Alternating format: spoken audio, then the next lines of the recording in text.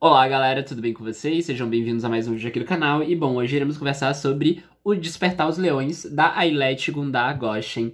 Bom, pra quem acompanha aqui o canal deve ter visto que no início do ano eu gravei um vídeo sobre um livro chamado Outro Lugar, que é dessa mesma autora aqui, que eu fiquei impressionado, fiquei uau, que porra é essa? Tipo, que coisa incrível.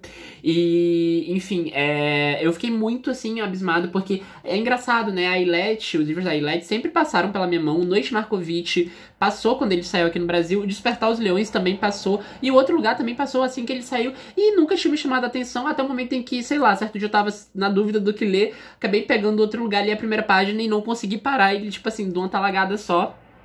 E fiquei encantado, falei assim, gente, como assim, sabe? E é uma autora que eu vejo as pessoas falando tão pouco, cara, o livro é tão foda, sabe? Tipo assim, pra mim é um dos melhores livros de literatura contemporânea dos últimos tempos, de longe, assim, pra mim foi a melhor leitura que fiz esse ano e vai ser muito difícil algum outro livro bater. E, enfim, né? E aí acabou que eu entrei numa fase também de que nada tava me interessando. Aí eu falei, bom, vou na pessoa certa, porque, assim, no pior das hipóteses, pode não ser um livro que eu goste tanto quanto foi o Outro Lugar, mas não vai ser um livro ruim. E realmente, gente, esse livro aqui tá pau a pau com o Outro Lugar, porque, caralho, que história, assim, escabrosa no melhor sentido, que é aquela coisa. Porque os livros da Ayelet, pelo que eu já percebi, ela gosta de colocar o leitor ali numa situação difícil, né? Ela sempre levanta questões morais e éticas que são fora da curvas. E, bom, sobre o que é que vai se tratar aqui o Despertar os Leões? Aqui nesse livro a gente vai acompanhar, então, o Ethan Green, que é um neurocirurgião ali, que ele mora numa cidadezinha de Israel.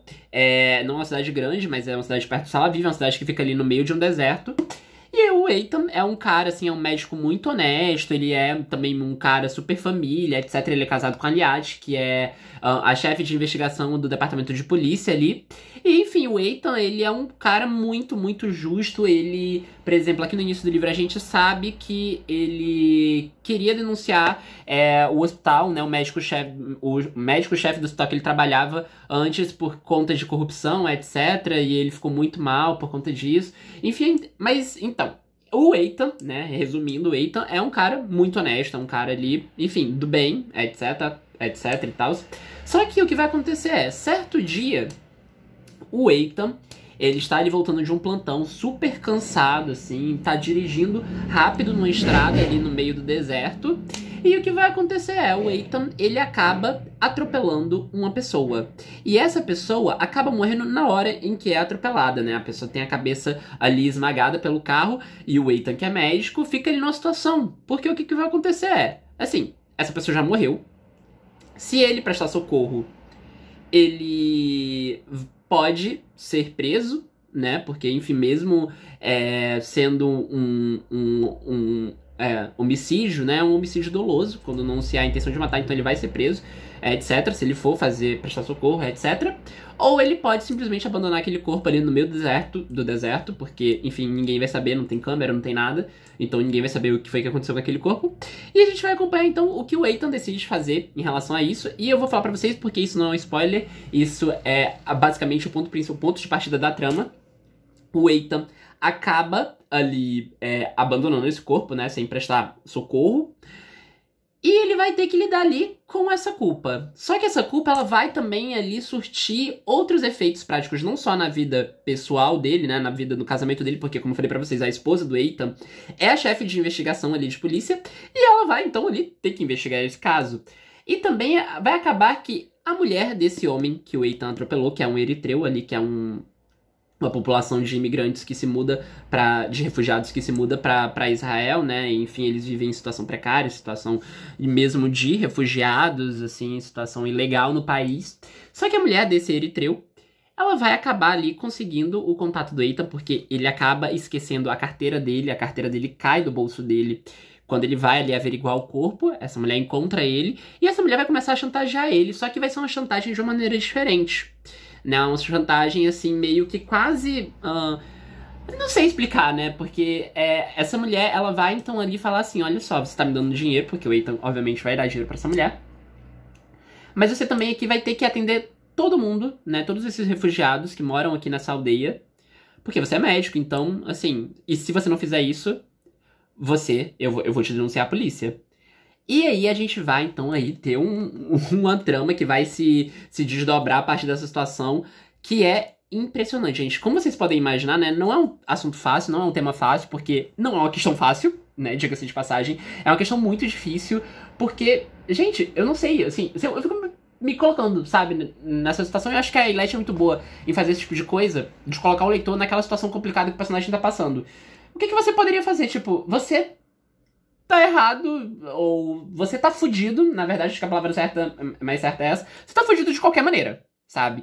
E a gente vai acompanhar esse homem, que sempre foi um homem justo, um homem honesto, tendo que lidar com uma questão moral e ética muitíssimo complicada, né? E ele tem que ir ali, tipo... Porque o que vai acontecer é, ele tem o trabalho dele no hospital, e ele tem a família dele, né? Ele tem 2 filhos, tem essa esposa. E como é que ele vai conseguir conciliar isso, né? Conseguir atender pessoas até altas horas da noite, o quanto essa mentira vai ser sustentada, né, pra essa esposa também, e de como isso vai abalar ali o relacionamento dele, né, essa mentira vai abalar, enfim, um casamento muito saudável, um casamento, enfim, aparentemente perfeito, e de como é que ele vai lidar com essa culpa de ter, assim, matado uma pessoa, sabe, mesmo de uma maneira dolosa.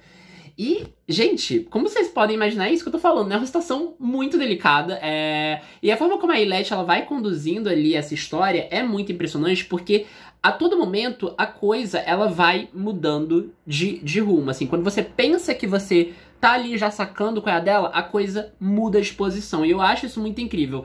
Tudo bem que de início vai ter ali uma situação que é bem óbvia que isso aconteceria, né, e que eu não vou falar pra vocês que é spoiler, mas depois que a coisa ela vai se desenrolando, que essa coisa ali da relação entre esses personagens vai se desenrolando, a coisa vai ficando cada vez mais fora do comum, fora do óbvio, e que, por ser fora do óbvio, ela é muito próxima da vida, porque eu acho que a forma como a Ailete, ela vai escrevendo e ela vai contando ali o dilema desse homem, ela vai também te colocando ali naquela... Não, ela não vai te colocando não só naquela situação, mas também ela vai ali mudando o ponto de vista. E uma das coisas que eu gosto da narração desse livro, que é em terceira pessoa, é de que ela consegue fazer um panorama de todos esses personagens. Então a gente vai ter um pouco ali, quase como se fosse uma câmera de filme, sabe? A câmera filmando a esposa do Ethan, aliás, a câmera filmando o Ethan, né, que é o protagonista, então tem um foco maior nele, mas também tem o foco nessa esposa desse cara que foi morto pelo Ethan e outros personagens, assim.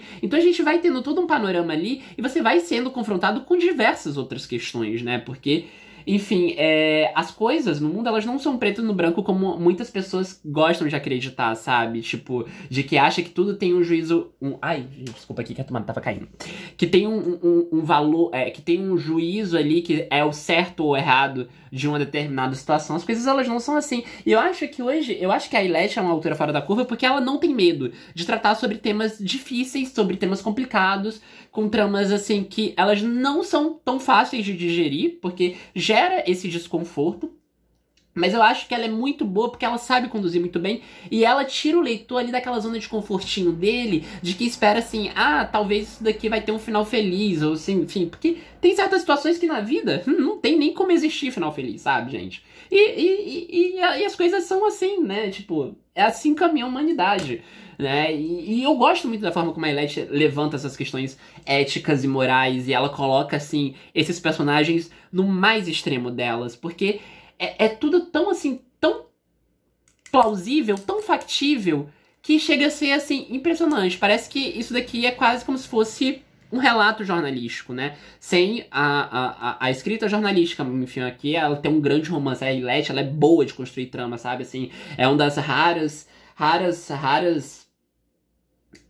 Ela tem um raro talento de conseguir unir trama, unir uma escrita única, né? Tem uma assinatura ali muito forte dela, tem uma voz muito específica e tramas engenhosíssimas, assim, é realmente, assim, uma grande romancista e que tá muito difícil no mercado, assim, tipo, até os bastiões ali do mercado americano, por exemplo, do mercado inglês, né, a gente vai ter, por exemplo, autoras como a Donna Tartt, que são consideradas, assim, grandes autores como Paul Auster, eles não conseguiriam escrever um negócio desse, não conseguiriam de jeito nenhum, assim, tipo, nem o próprio Ian McEwan, que gosta de trabalhar temas complicados, conseguiria criar um negócio tão complexo tão complexo quanto isso daqui. Porque eu acho que, assim, a Eileste, ela não tem medo, sabe? Ela vai ali, ela fala, ela não tem medo, assim. Ela não tem medo mesmo, assim. Ela é muito corajosa em tratar os assuntos que ela trata, pelo menos tanto no Outro Lugar quanto no Despertar dos Leões. Eu acho muito audacioso e muito bom, sabe? Muito bom que tem autores fazendo isso. Que, por exemplo, esses autores que são considerados aí, esses autores que trabalham essas questões mais complicadas ali de vida e de trama, né? Que misturam essa engenhosidade da trama, como é o caso do Ian McEwan. Eu adoro o Ian McEwan, gente, mas o Ian McEwan tem uma escrita muito pasteurizada e ele jamais conseguiria escrever um livro como esse. E que bom, sabe? Porque isso mostra que a Eileste é uma voz muito única. Acho que, aliás, eu não consigo imaginar nenhum outro autor que conseguiria escrever tramas tão intrincadas, tão bem construídas quanto a Eileste. Pra mim, assim, ela é uma das maiores escritoras vivas atualmente. Sinceramente, eu li só 2 livros dela. Mas os 2 são, assim, obras monumentais mesmo. E é aquele tipo de livro pra quem curte, assim, boa história, assim, quem curte romanção, sabe? Mas tipo aquele romanção bem clássico, que tem trama, tem personagem, tem um monte de coisa, intriga, etc. Vai amar. Assim, se vocês não conhecem, por favor, façam esse favor assim mesmo, vão ler. Porque realmente, enfim, depois de ler isso aqui, eu já considero ela uma das maiores autoras contemporâneas. Assim, de longe, não tem nem assim o que pensar muito, sabe? Tipo, é só ler, é só ler. E, enfim, recomendo pra caralho esse livro. O final dele é foda, muito foda. Assim, foge totalmente do óbvio. Eu pensei, assim, 1000 coisas que poderiam acontecer nesse final e me surpreendi. Então, assim, é um livro muito fora da curva mesmo, em todos os aspectos. De personagens, de narração, de trama, enfim, olha. São poucas as vezes que a gente se esbarra com livros assim, viu? Então, quando a gente se esbarra, a gente tem que agarrar e ler, sabe? E autores como a Eileste merecem estar ali de olho, né? Me arrependo de não tê-la lido antes, mas acho que ela chegou no momento certo, sabe? Enfim, tanto como foi quando eu li o Outro Lugar, quanto tá sendo agora. E, enfim, gente, fica aqui a minha dica. Esse já é um livrinho mais antigo. Ele saiu, eu lembro dele, olha, ele tem uma cena, né? Que ele saiu assim na semana que começou a pandemia. Então, talvez seja por isso que ele não tenha deslanchado tanto, né? Porque era muita coisa acontecendo e a última coisa que as pessoas iam pensar era em livro, né? Porque foi naquela semana bem crítica que começou o lockdown, etc. Mas enfim, antes tarde do que nunca, gente. Vocês vão encontrar esse livro mais próximo, nas livrarias mais próximas aí de você. Tem fácil na Amazon, e-book. Da Todavia realmente arrasou em traduzir ela. A tradução, aliás, gente, agora eu vou me policiar a isso. Que eu vi um post muito legal da Adriana Lisboa falando, né, que quando a gente fala sobre livro, é bom a gente mencionar os tradutores. É traduzido do hebraico pelo Paulo Geiger, que traduziu o Outro Lugar também. E eu acho que ele traduziu alguns livros do Amos Oz. Deixa eu ver aqui, rapidinho.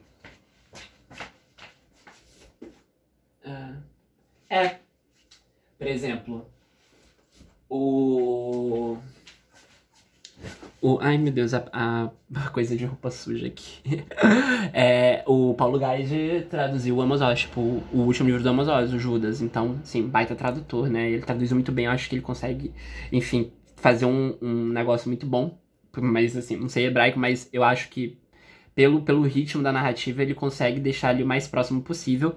E é isso, gente. Olha, eu vou ficando por aqui que eu já tô falando muito. Eu só quero que vocês leiam, por favor. Façam um favor a si mesmo e leiam Despertar os Leões, tá bom? É isso, olha. Grande beijo e até o próximo vídeo aqui do canal.